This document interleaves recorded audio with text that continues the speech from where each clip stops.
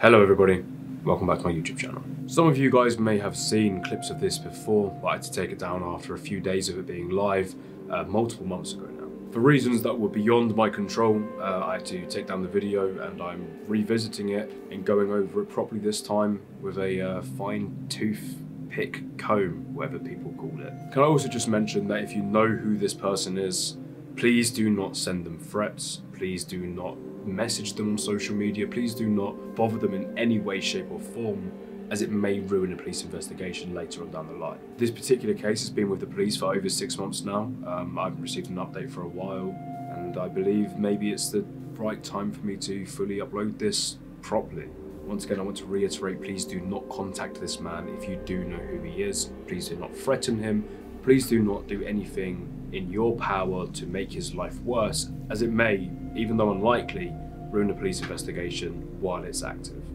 Because of these reasons, his face and his name are still blurred at the point that a court hearing has been done, and at the point that this man has been arrested, charged and sentenced, I will then release his full name, face and everything else as it would already be on a public database. If you are interested in seeing the full conversation that I had with this person, unedited and unfiltered, it is live on my Patreon as we speak. I will relink it, top description on my Patreon when this goes live. So now, without any further hesitation, let's get into the video.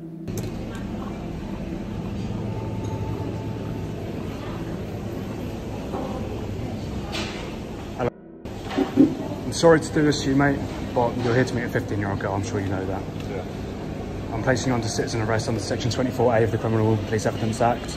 You have to stay here, you are being detained, or we'll have to call the police. Why are you here to meet a 15-year-old man?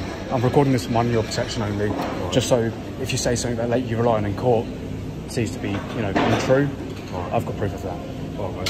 Why are you here to meet a 15-year-old, mate? Can we go outside somewhere? Yeah, we can go outside. As long as you don't run, that's fine. You can take your coke if you want. So there's two reasons why I'm blurring his face and his name currently. The first reason being I don't want to interrupt a police investigation while it is active. Doing this keeps his identity concealed while also being able to give you guys content until the point in time where he has been sentenced. The other thing as well that a lot of people don't think about and get sued for is in case this police investigation doesn't go as planned. If it turns out this man gets away with what he has done, he can then sue me, publicly showing his face and his name when he has been seen innocent in the eyes of the law. I know personally that this man is not innocent because he was speaking to me the entire time.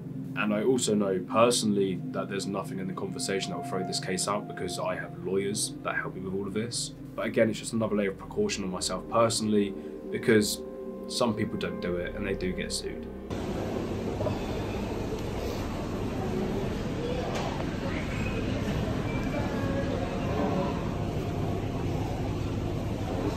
Thank you.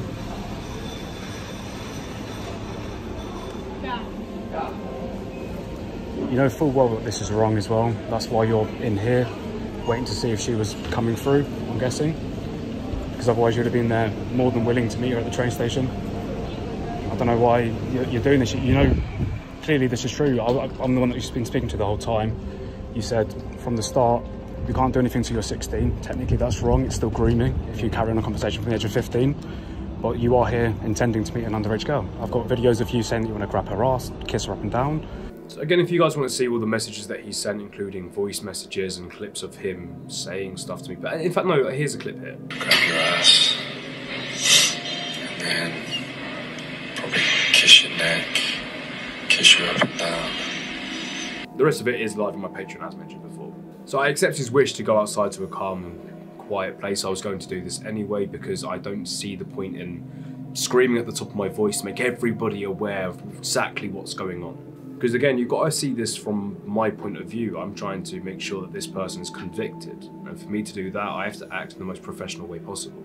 If I start screaming and I start shouting, oh, you're doing this, you're here to meet this person, she's this old, oh, you're a pedo, blah, blah, blah, blah, right? And then somebody comes in who doesn't like child predators, which is everybody, and then acts upon their feelings at the time and assaults this man, I may be held liable for personal damages against him because I was the one putting him in a dangerous situation. Again, this is something that a lot of people don't think about and would rather just scream at the top of their voice without conserving the legal narrative in this. You know, I didn't lead any of the sexual conversation, as you know. It all came from you. I just let you say what you wanted to say. But at the same time, mate, you were on Tinder.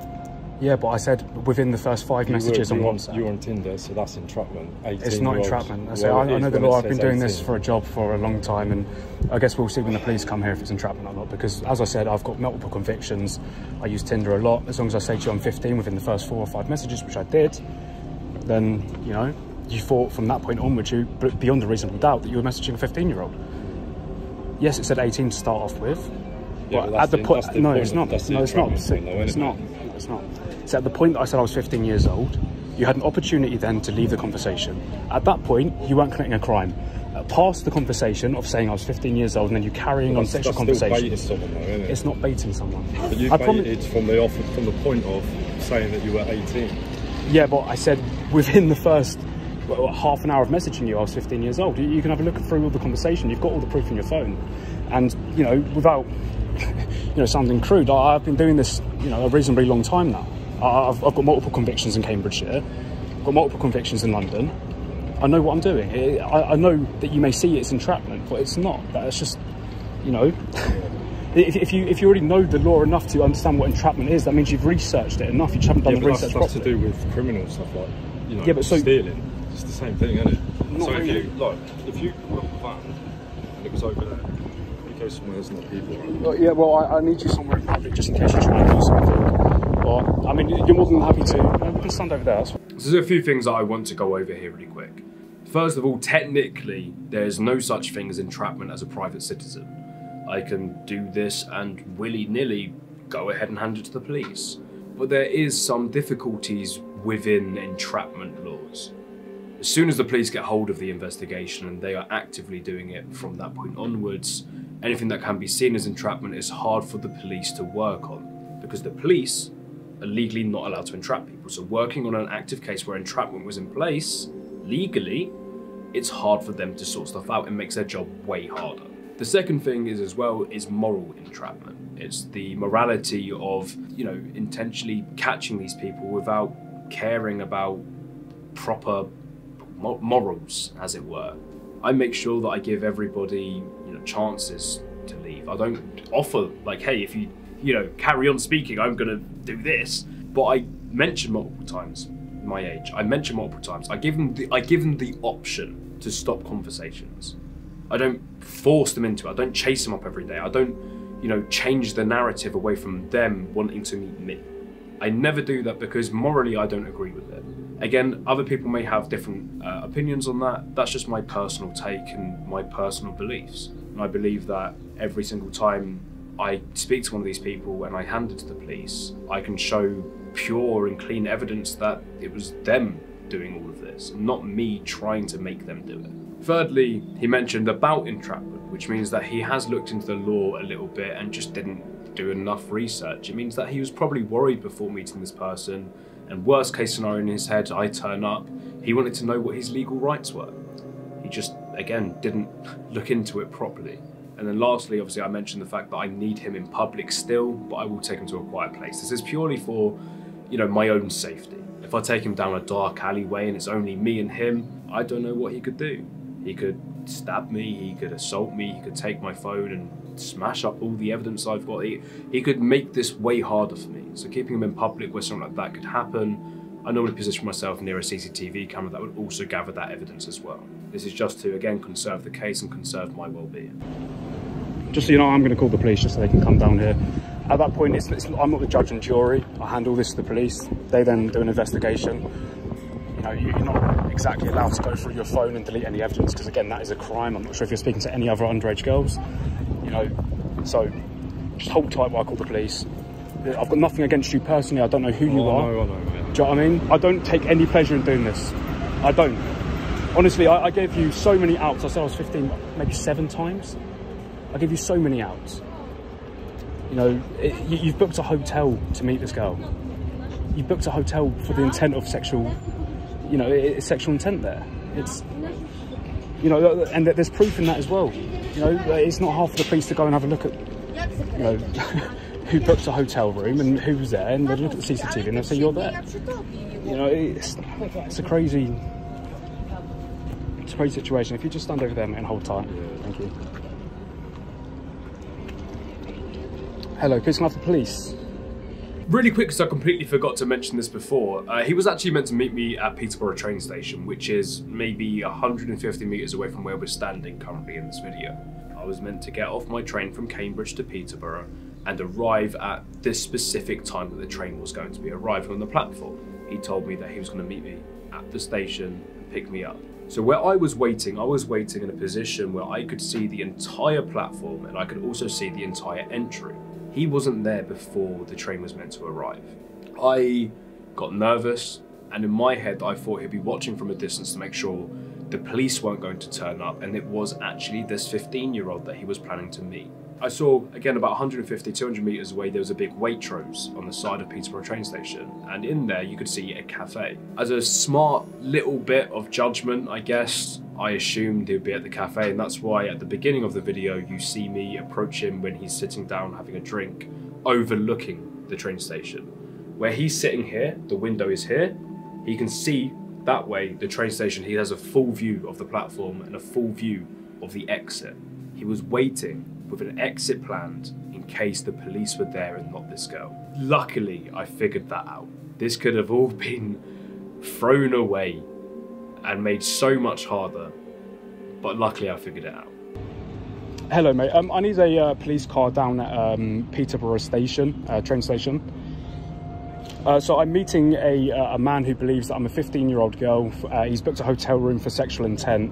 And there's obviously been, you know, grooming and what have you during that conversation. He's, I've currently placed him under citizen arrest on section 24A of the Criminal and Police Evidence Act, and he's sitting outside Peterborough train station with me.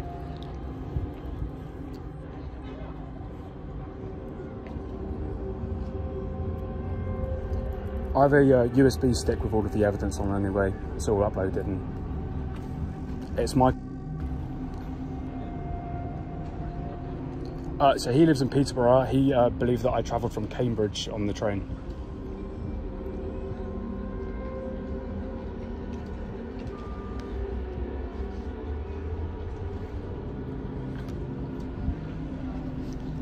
Correct, yeah. He's booked a hotel, a girl.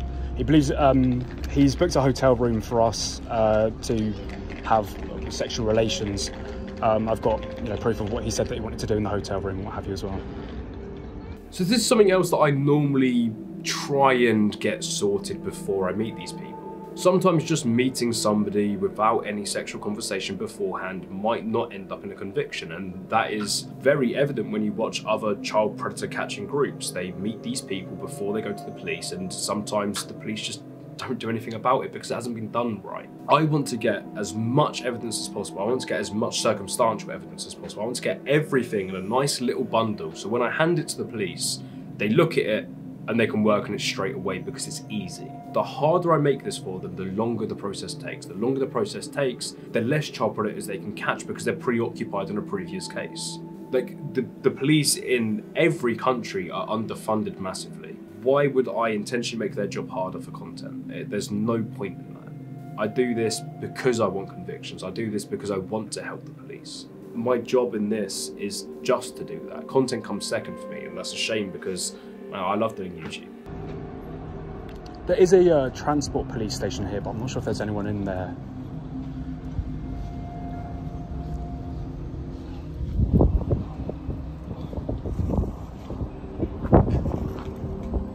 It's just me, yeah.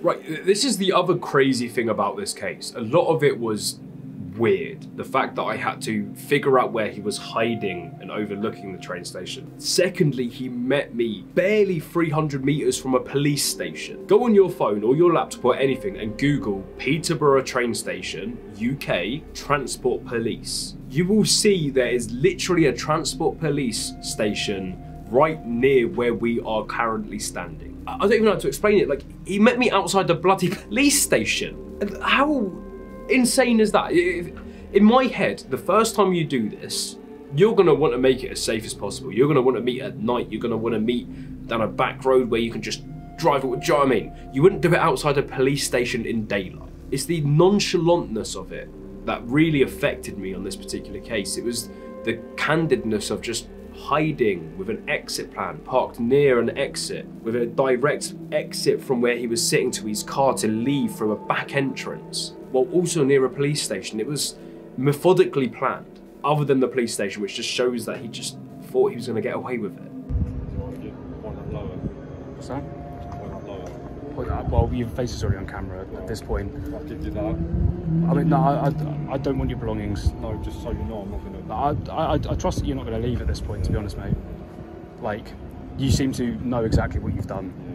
You know exactly, you know, what your mistake is here. You mentioned it multiple times to me, so I'm under no delusion that you don't know what's going on. I can't inform you on that at the moment, mate, to be honest. It depends where the police investigation goes, obviously. If they find you not guilty, I have no need to post anything on, do I? Yeah, but the point is, like, you've got me, so you don't, do you know what I mean? Well, you don't need to. Technically I don't. We'll see how it goes. It's one of those, I can't promise you and I can't not promise you, do you know what I mean? Like, as I said, I do this as a full-time job. You know, I've been doing this for just over a year now.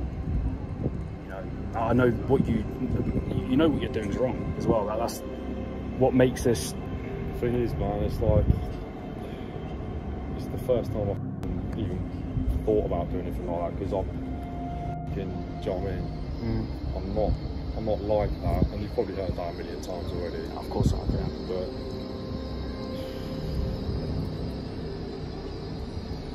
I don't know. It's one of those, mate. Obviously I can't tell you what to do at any point here. You know, I'm going to let the police take over the investigation, give them the evidence. They'll conclude from that as they must. You know, as I said, you know, I've been doing this a long time, and I know the laws around entrapment, and I know the laws, you know, about luring people, and I know that I didn't commit those crimes. It's but just odd though that it's on Tinder. That's what I don't get. Yeah, but then because when so any conversation before I mentioned I was 15 years old is nonchalant. It means nothing.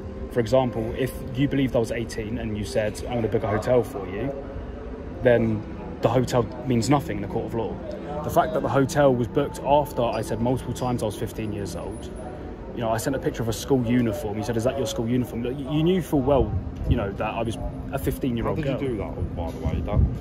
I can't obviously go into too much detail. I've got a team of people that help me with this. So basically you used someone's daughter to actually do it? I didn't know. She's actually 19 years old. So I don't use children in these. I don't endanger children. That's not what I do.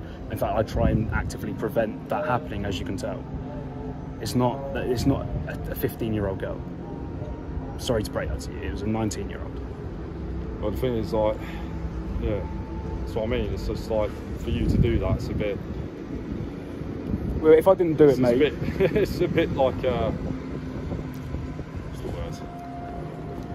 Yeah, but on the flip side, if I didn't do that, and it was actually a 15-year-old girl that turned up, then I've done wrong there, do you know what I mean? So, if this was a real 15-year-old girl, the f***up thing wouldn't be me approaching you and catching you doing this. It would be you actually going through with what you said to do to this 15-year-old girl. And you've got all the intent there. You booked a hotel room. You know, apparently you brought her lingerie. You know, ordered her stuff off Shein. There's a tracking number on that photo that you sent me. We can figure out what that is. You know, it's not like, if you believe this was a 15-year-old girl, which you did, with beyond a reasonable doubt, you know, I've prevented that's what it was. And I know that nobody likes to hear that because they don't think about it like that in those circumstances. Well, but if that's a 15-year-old girl, it is a rape. The eyes of the law, yeah. Exactly. You knew this the whole time, mate, as well. That's what makes this almost worse, because you said from the start, look, you're 15, we can't do anything till you're 16 in September. So there's one little sentence that said here that you might have missed. I mentioned the fact that if he met this person and went to the hotel room, he would have committed statutory R-word, right? Can't say it on YouTube. He agreed with me. He said, yeah, in the eyes of the law, it would have been. This little bit of passage, this tiny bit of conversation, which most people wouldn't have even noticed in this, is almost a Freudian slip. He agrees that what he would have done in that hotel room would have been statutory rape. Because he's agreed there, when that goes to court and they point that out, they point out that he agreed that that was his plan. That is what might sentence him for longer. That one little bit of conversation. If I was acting hostile to this man throughout, do you think that would have come out? Do you think if I was screaming and shouting and calling him all the words under the sun in the middle of a shop and embarrassing him publicly and he wants to just get away from it, do you think that would have come out? I highly doubt it. This is why it's important to act professionally in these cases. This is why it's important to go through proper legal protocol. Because little things like this change cases. Little things like this get convictions. And screaming at the top of your voice in the middle of a superstore isn't going to get you that bit of evidence. I also mentioned the fact that I don't like doing this. I don't. I wish nobody messaged me back. I would rather have nobody message me back and no videos to upload on YouTube than an abundance of videos to upload on YouTube because everybody's messaging me back. I don't like being partial in the potential ruining of somebody's life. It doesn't make you feel good. Every time I have one of these cases and every time I hand it to the police, I feel almost guilty afterwards. It's hard to explain because you know they're doing wrong and you don't agree with anything they're doing, but it doesn't change the fact that it does affect you. I've had to learn to remove my personal opinions and my personal feelings away from all of this. And this is why I have so much respect for police officers that do this every day. You know, nobody feels good about being partial in somebody's life being ruined. If they say they do, then they're a narcissist sociopath. I don't enjoy it. And I hope you guys can understand why I say that. So you knew that? When we spoke outside Waitrose, you said you knew what entrapment was? Well, the thing is, I very nearly just didn't bother, you know, because... Well, yeah, but it would have been better if you didn't bother. I wish I did, to be honest, mate.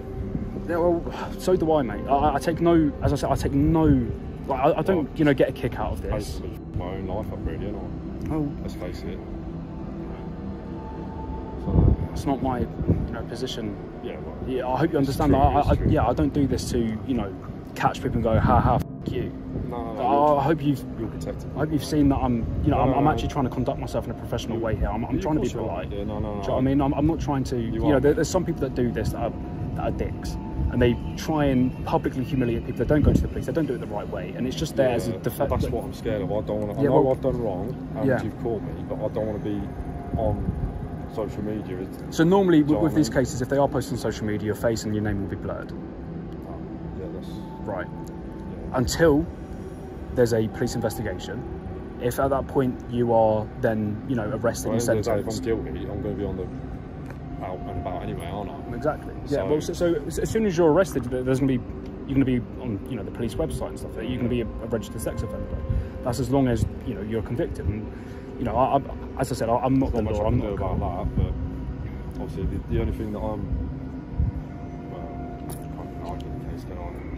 There's literally it's a hard case to argue. No, see, as I said, I don't take any pleasure in this, mate. It's not exactly something that I go out my way and try and go, oh, I feel like f***ing someone's life up. Do you know what I mean? I just want to protect the people. Their own life up by doing it. That's the way I see it. Yeah. Do you know what I'm saying? It's like I don't take any pleasure in this. What's going to happen then? Are they? Well, how long are they going to detain me for then? So, I don't know off the top of my head. From personal experience, they normally detain you for a few hours. They take some evidence off you. You're then released. They then do an investigation. They put you back in for a court hearing. That's normally what happens. So just today then? It depends. It depends. Yeah. Hello, mate. You're right. My name's Michael. He's here to meet a 15-year-old girl. Right. So me speaking to him in a professional manner and just having a conversation with him about everything calmly and professionally keeps him calm himself. So when the police come to pick him up, he's already compliant. He has been dealt with in a professional manner, and at this point he's been caught. Do you know what I mean? He doesn't need to kick off. I haven't been hostile with him. I haven't given him any anger, extra anger, to just be a dick and make the case worse. I've just handed him over. What you hear at the end of this as well is a little beep. That's the policeman who arrived, clicking his little body camera. As soon as he's clicked that, I don't need to record anymore. So imagine, right? I've been recording from the start here all the way to this point, right? The police then come in here, beep. I turn mine off, they carry on. There's a continuous line of recording, a continuous line of every word being said. I don't need to record afterwards. The police couldn't record before. This is all I needed to do. I handed them over to the police. I made a statement for 3 hours at the police station. I went home. 2 days later, I went back. I made another 4 or 5 hour long statement. That's my job done, sorted. Because I've handed it over nicely, they haven't had to reach out to me again and ask for extra evidence. I gave them a USB stick that had everything on it. It's easy for them at that point. They've got the evidence, they've got all the videos. He enters compliantly, done. This is why when I criticize other people's videos, I'm not doing it to be, oh, look at me on my high horse, I'm better than you. I'm doing it because I know how to get convictions, and I've got convictions in the past, and I have a good track record for that. I do it because the police have never told me to stop. The police have told a lot of people to stop. I wonder why. I don't know personally. Maybe it's because they're not doing it right. Maybe it's because they're ruining investigations. I don't know. But I've never been told to stop by the police. In fact, they always seem happy that it's me handing them over because they know they're going to get a good case out of it. That's why I criticise people. I criticise them not to ruin their reputation. I don't criticise them to deform their character. I do it so they can improve and make the police's job easier, and also get the people that they catch sentenced instead of just publicly embarrassed. Thank you guys for watching. Stay safe out there. Peace.